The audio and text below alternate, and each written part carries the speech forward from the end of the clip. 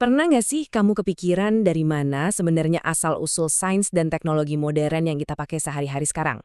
Di Explainer kali ini, kita bakal bongkar habis-habisan satu rahasia sejarah yang paling dijaga rapat.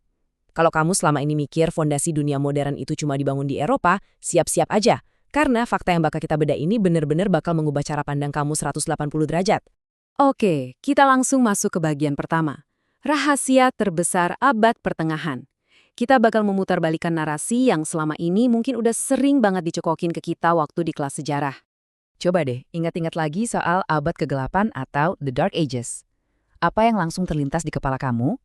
Pasti bayangannya langsung ke wabah penyakit mematikan, kemiskinan yang parah, orang-orang pada nggak bisa baca, dan peradaban yang seolah-olah mandek total kan? Kita selalu diajarin kalau setelah runtuhnya Romawi, dunia itu seakan-akan mati lampu selama berabad-abad. Tapi pertanyaannya, apa iya lampu peradaban itu beneran mati di seluruh dunia? Coba bayangin kontras yang gila banget ini. Di saat sebagian besar daratan Eropa katanya lagi terjebak di masa kegelapan, dan warganya cuma fokus buat bertahan hidup dari hari ke hari, tepat di sebelah wilayah mereka, ada sebuah peradaban raksasa yang justru lagi sibuk merancang dunia modern. Ini bukan masyarakat yang lagi kelaparan loh, ini tuh benar-benar ledakan peradaban dan revolusi intelektual yang sama sekali nggak ada tandingannya di masa itu. Kita lanjut ke bagian 2, ekspansi cepat sang raksasa. Nah, pertumbuhan peradaban yang super ngebut inilah yang nantinya bikin mereka butuh banget sama sistem tata kelola dan infrastruktur ilmu pengetahuan yang paling mutakhir. Bayangin aja betapa cepatnya proses ini terjadi. Cuma dalam waktu singkat, berawal dari sebuah komunitas kecil di Madinah pada tahun 622 Masehi, ekspansi kilat ini langsung melesat menembus jantung Persia, nyapu bersih wilayah Afrika Utara, sampai akhirnya tembus ke semenanjung Iberia, alias Spanyol. Pertumbuhan eksponensial kayak gini jelas memaksa mereka buat putar otak dan berinovasi tanpa henti. Mereka harus mendidik populasi yang super beragam, ngatur ekonomi lintas benua, sampai membangun fondasi tata kota canggih yang belum pernah ada sebelumnya. Hal ini membawa kita ke bagian 3, Cordoba, kota cahaya Eropa. Kalau kita ngomongin peradaban yang super canggih, wujud nyatanya tuh ada di kota di wilayah Andalusia ini. Dan yap, lokasinya megah berdiri tepat di daratan Eropa. Coba kamu resapi situasi ini. Di suatu zaman di mana kemampuan membaca itu dianggap kayak kekuatan super yang langka banget di dunia barat, wilayah Andalusia ini justru berubah jadi semacam utopia pengetahuan. Pendidikan dasar tuh bukan cuma sekedar dihargai, tapi benar-benar bisa diakses secara luas sama masyarakat. Mereka secara serius belajar tata bahasa, sastra, matematika, sampai melakukan observasi alam. 400.000. Wah, ini angka yang benar-benar bikin merinding. Itu adalah jumlah buku yang luar biasa masif.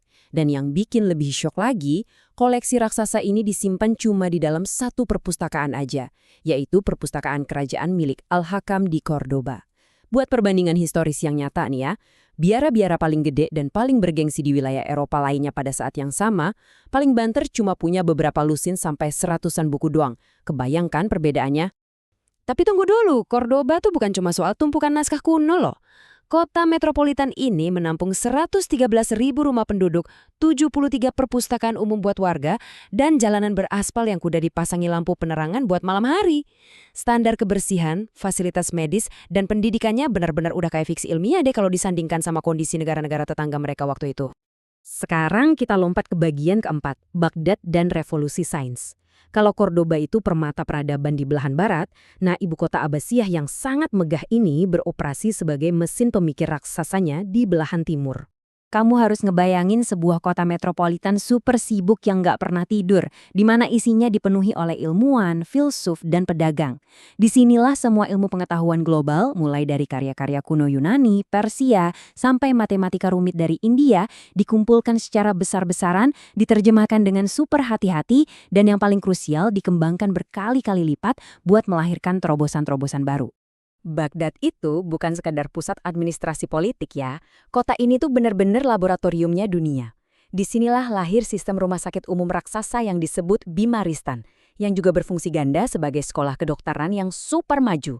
Mereka bikin apotek-apotek pertama yang punya standar jelas, ngebangun observatorium astronomi yang sangat presisi, dan secara aktif menyempurnakan cikal bakal metode ilmiah modern lewat observasi dan eksperimen. Masuk ke bagian 5. para jenius penggubah dunia. Yuk kita kenalan sama para Avengers-nya dunia sains. Tokoh-tokoh brilian yang secara pribadi memotori revolusi pemikiran gila ini. Mari kita bedah warisan para legenda ini.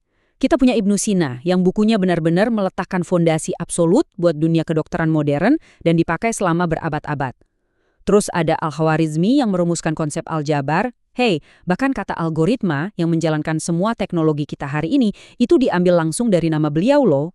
Kita juga punya Al-Farabi, sang raksasa filsafat yang dijuluki guru kedua setelah Aristoteles, dan Ibnu Khaldun, bapak sosiologi dan ilmu sejarah. Pemikiran yang jadi dasar peradaban kita hari ini berakar sangat kuat dari mereka. Nah, kita sampai di bagian ke-6, dan ini yang paling bikin penasaran. Warisan yang disembunyikan, sejarah. Gimana ceritanya warisan sebesar ini yang anehnya sering banget luput dari kurikulum sekolah, pada akhirnya bisa jadi bahan bakar utama yang memicu era modern? Dampaknya itu diakui secara luas dan gak bisa dibantah. Bayangin aja, sejarawan modern top asal Inggris sekelas Arnold J. Toynbee aja secara terang-terangan nyatain kalau karya dari era ini adalah karya terbesar yang pernah diciptakan oleh pikiran manapun, kapanpun, atau dimanapun. Ini tuh bukan sekedar pujian kosong atau klaim berlebihan. Ini adalah sebuah pengakuan jujur atas fakta historis yang sangat monumental. Disinilah letak plot twist utamanya. Masa Renaissance atau abad pencerahan di Eropa itu sama sekali nggak terjadi gitu aja secara ajaib. Pencerahan itu secara langsung dipicu oleh gerakan pelestarian dan penerjemahan ilmu. Waktu itu para pemikir Eropa benar-benar rela melakukan perjalanan jauh ke wilayah Andalusia. Misi mereka buat apa? Ya buat belajar, menyerap ilmu dan menerjemahkan teks-teks berbahasa Arab yang isinya penuh dengan sains, kedokteran, dan filsafat ini ke dalam bahasa Latin. Habis itu, barulah obar pencerahan ini mereka bawa pulang ke negeri asal mereka. Jadi, sebagai penutup explainer ini, saya mau ninggalin kamu dengan satu pemikiran kritis. Kalau akar paling dalam dari sains, matematika, astronomi, kedokteran, sampai tata kelola masyarakat di dunia modern kita justru ditanam dan dirawat dengan sangat subur selama era ini, bukankah udah saatnya kita mikir ulang secara serius, siapa sih yang pada saat itu sebenarnya lagi ada di dalam kegelapan? Terima kasih udah gabung bareng kita dan selalu pertanyakan narasi sejarah yang ada di sekitar kamu ya.